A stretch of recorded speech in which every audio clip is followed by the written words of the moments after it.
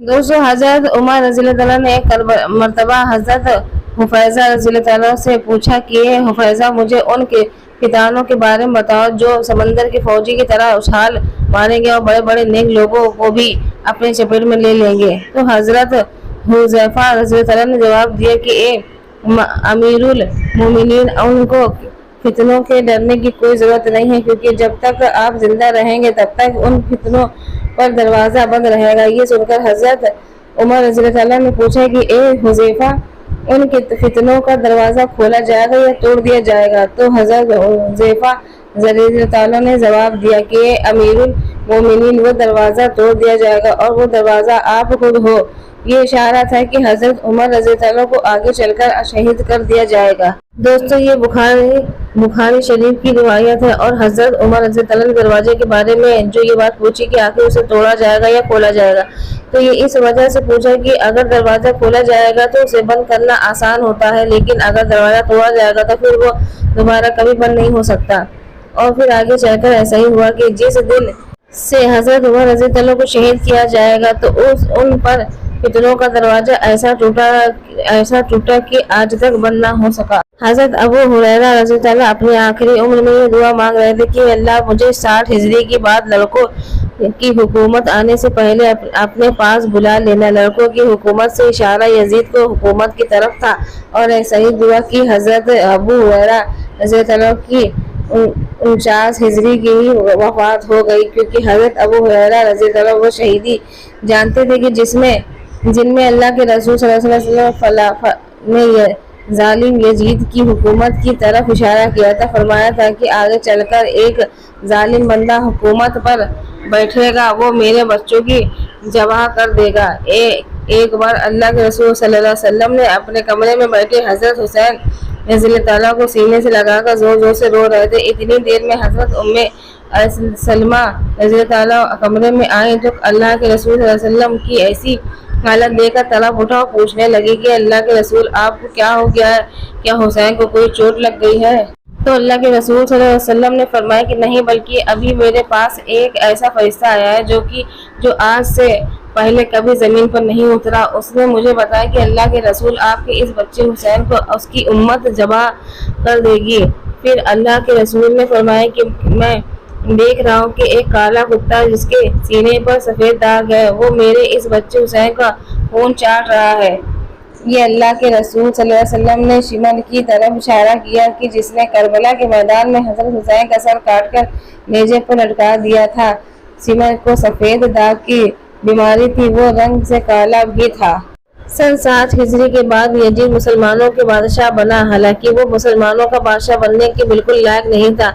इस्लाम की हुकूमत का तारीख खिलाफत वाला रखा गया, मलूकियत वाला नहीं। खिलाफत का मतलब होता है कि एक बादशाह की वफात का बाद अगला खलीफा मुसलमान खुद ही जिसको मुनासिब समझे उसे बनाए, और मलूकियत का मतलब होता है कि एक बादशाह अपनी वफात के वक्त अपने ही लड़कों को अगला खलीफा बना दे। अब वो लड़का चाहे खलीफा बनने के लायक हो या ना हो, जैसे ही आजकल सऊदी हुकूमत में चलता आ रहा है।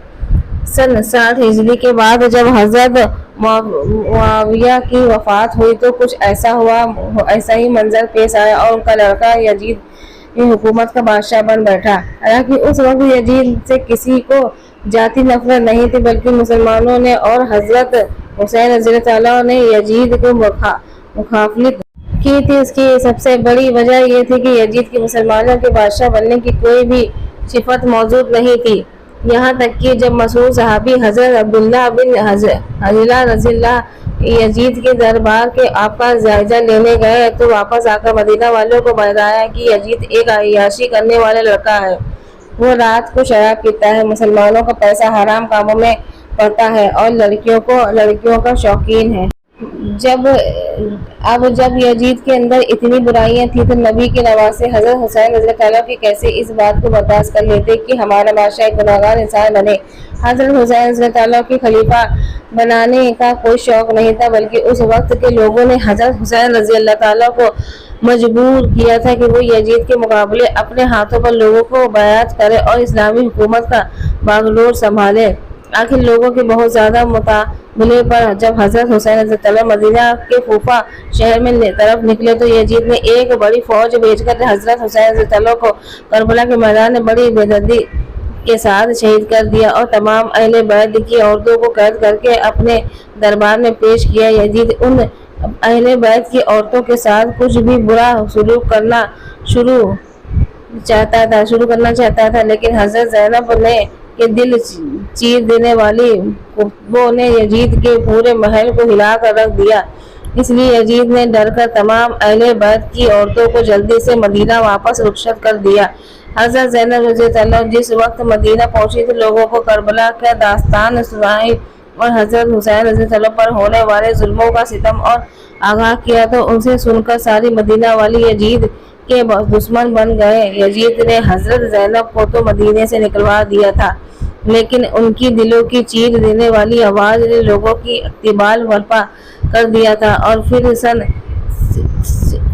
63 ہجری کی ساری مدینے والی یزید کے دشمن بن کھڑے ہو گئے اور عام اعلان کر دیا تھا کہ ہم یزید کو اپنا بادشاہ ماننے سے انکار کرتے ہیں۔ یہ خبر جیسے ہی یزید کو پہنچی تو اس نے شام کو ایک بڑی فوج کو حکم دیا کہ جاؤ اور مدینہ والے پر حملہ بولو، لیکن پہلے 3 دن تک انہیں سمجھانا، اگر وہ اپنی حرکت سے باز آتے ہیں تو ٹھیک ہے، ورنہ ان پر حملہ کر کے سبھی کو ختم کر دینا۔ اور ایک بات کا خیال رکھنا کہ حضرت حسین کے لڑکے زین العابدین کو کچھ بھی نہ کہنا، اگر وہ بات نہ مانے تو انہیں ان کے حال پر چھوڑ دینا۔ یہ پوری 12,000 کی فوج تھی۔ جب یہ لوگ مدینہ پہنچے تو بڑے بڑے صحابہ اکرام کو موجود کیا گیا، وہ یزید کو اپنا خلیفہ مان لے، لیکن سب نے صاف انکار کر دیا۔ تو یزید کی اس فوج نے مدینہ والوں پر حملہ کر کے ان کے گھروں کو لوٹنا شروع کر دیا، ان کی عورتوں کو بے پردہ کر کے میدان میں لا کھڑا کیا اور بڑے بڑے صحابہ اکرام کی گردنیں کاٹ کر انہیں شہید کر دیا۔ اس واقعے کو واقعہ ہرا کہا جاتا ہے۔ تاریخ کی ہر کتاب میں ظالم یزید کی حکومت کی یہ واقعہ لکھا ہوا تھا، یہاں تک کہ بخاری، مسلم اور یزید شہید کی بڑی کتابوں میں بھی واقعہ ہرا ہے کی دردناک داستان مفصل طور پر ذکر کی گئی ہے۔ اس جنگ کی یزید کو فوج نے بہت بے دردی کے ساتھ بڑے بڑے صحابہ کرام کو شہید کیا، یہاں تک کہ روایت کے مطابق پورے 10,000 مسلمانوں کو شہید کر دیا گیا، جس کے کچھ ایسے صحابہ کرام بھی تھے جنہوں نے بدر جیسی عظیم جنگوں سے حصہ لیا تھا۔ منزل ظالم یزید کی فوج نے اس بوڑھے صحابہ کرام کو بھی نہ چھوڑا اور ان کا پاکیزہ خون گردنوں میں کاٹ کر سڑکوں پر بہا دیا۔ یہی جنگ کے ایک مشہور صحابی حضرت عبدالرحمن بن اور رضی اللہ عنہ شہید کر دیے گئے۔ یزید کی خوف سے اتنا خون بہایا کہ ایک راوی لکھتے ہیں کہ سڑکوں کا صحابہ اکرام کا ایسا خون بہ رہا تھا کہ قدم رکھنے کی بھی جگہ نہیں ملتی تھی۔ یزید ابن قتیبہ اپنی ایک کتاب میں لکھتے ہیں کہ یزید کے لشکر کا ایک ایسی فوجی جسے بڑے صحابی کے گھر میں گھس گیا اور تلوار لہراتے ہوئے عورتوں کو کہنے لگا کہ گھر میں جاؤ، کچھ بھی سامان وہ میرے حوالے کر دو، تو گھر کے ان پاکیزہ عورتوں نے جواب دیا کہ گھر کا سارا سامان تمہارے دوسرے سپاہی لوٹ کر لے جا چکے ہیں۔ یہ سن کر اس سپاہی نے گھر میں ایک دودھ پیتے بچے کو گردن پکڑ کر اٹھایا اور بہت تیز دیوار پر دے مارا کہ جس سے ان عورتوں کا سر پھٹ گیا اور ان کی موت ہو گئی۔ یہ جنگ اتنی دردناک تھی کہ 3 دنوں تک مدینے کی مسجد میں نماز نہ ہوئی، یہاں تک کہ لکھنے والا نے لکھا کہ یزید کی اس ظالم فوج نے اپنے گھوڑے مسجد نبی میں حضور صلی اللہ علیہ وسلم کی روضے کے پاس لا کر باندھے اور رسول کے منبر کی بہت بے رحمی کی۔ آخر اس جنگ کے بعد جب یزیدی لشکر مدینہ چھوڑ کر واپس گیا تو مدینے میں ہر گھر سے رونے کی آواز آنے لگی۔ بڑے بڑے صحابہ کرام شہید ہو چکے تھے اور جو بچے تھے انہوں نے زبردستی یزید کے بادشاہ ماننے پر مجبور کیا تھا۔ اس واقعے سے کچھ ہی دنوں بعد یزید پر اللہ کا عذاب آ گیا اور پھر وہ ایسا بیمار پڑا کہ بستر میں اٹھنے کے لائق بھی نہ بچا۔ اس کے پیٹ میں ایک ایسا درد اٹھا، اس کے آنتیں سڑنے لگی، وہ بستر پر ایسے تڑپتا تھا کہ جیسے پانی کی باہر مچھلی تڑپتی ہو۔ آنتوں کے سڑنے کی وجہ سے وہ رات بھر اپنے بستر پر چیختا رہتا۔ یزید کے علاج کے لیے بڑے بڑے ڈاکٹر کو بلایا گیا، لیکن سبھی ناکام رہے، کیونکہ یہ اس ظالم پر اللہ کا عذاب آ گیا تھا، اس نے اب کوئی نہیں ٹال سکتا۔ اس بیماری سے اسے بہت پیاس لگتی تھی، لیکن اگر وہ پانی پیتا تو اندر جا کر وہ آگ کی طرح کھولنے لگتا اور ایسا محسوس ہوتا جیسے سینے سے پگھلا ہوا شیشہ ڈال دیا گیا ہو، اور اگر پانی نہ پیتا تو پیاس سے برا حال ہو جاتا۔ کیونکہ اسی ظالم نے حضرت حسین رضی اللہ عنہ کو کربلا کی پیاس میں تڑپتا تڑپتا کر شہید کیا گیا تھا۔